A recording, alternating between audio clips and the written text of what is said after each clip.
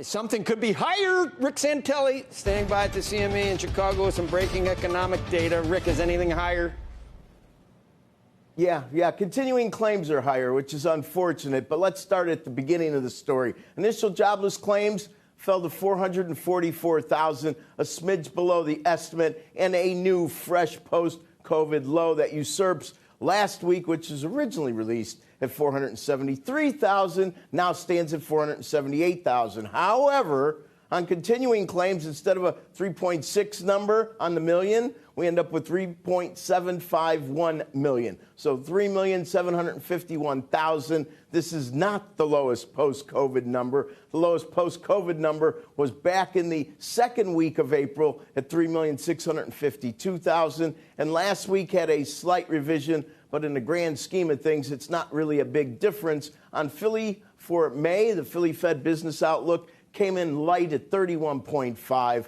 31.5 is the lightest since February when it was a smidge under 29. So the data's a bit disappointing. Maybe the bigger news is that certain states, of course, are taking a no-take approach to some of the additional $300 federal jobless claim benefits. Most likely seeing the JOLTS number at 8.1 million jolted them into some of that activity. Joe, back to you. All right, Rick. Steve Leisman joining us now with more. And now we're counting the number of maybe at some point down the road we could considering a plan. So do we count those, Steve, like we used to count those individual words in the Fed statements? You know, Joe, I'm thinking about considering possibly answering your question. At some point. Yeah. At some point, I'm going to think about look, there's a lot of there's a lot of talk about what all this means, and I think people shouldn't get too ahead of themselves. Or this was inevitable, and by the way, it was inevitable in these minutes. Why? Because a month or more ago, Joe, I put up a chart that said the Fed would begin discussing tapering in the summer. Well, guess what? This is the April meeting, which is the last meeting before the summer. So the idea that they were possibly thinking about discussing reducing QE in the summer was spot on and already in the works. OK, so the trajectory or the schedule, the calendar that people had, I don't think has changed very much. And I don't know if Rick wants to back me up on this. I look at the 2-year note. It's pretty well behaved at 15. When I look at Fed probabilities, I still got that first hike fully priced in January 2023. I look at Krishna Guha and other Fed observers.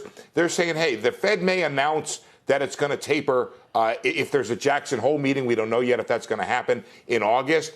Maybe at the September meeting, maybe at the July meeting, we'll talk about discussing it. And Route 2 saying it's going to begin tapering, I don't know, sometime in November to January period. So nothing has really been accelerated all that much. Maybe yesterday's comment, which, by the way, was, as you point out in your very funny question, conditional upon rapid growth in the economy. Maybe that means the earlier timeline by a month or two is in train. But I don't think it changes things very drastically. Just quickly, Joe, to light a fire maybe under Rick, I will point out that everybody who's so concerned about the extended benefits keeping claims up, it's continued to come down after the extended benefits were in place.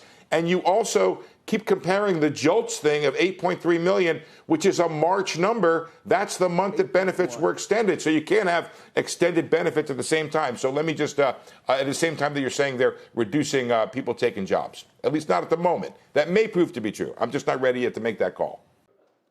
Shepard Smith here. Thanks for watching CNBC on YouTube.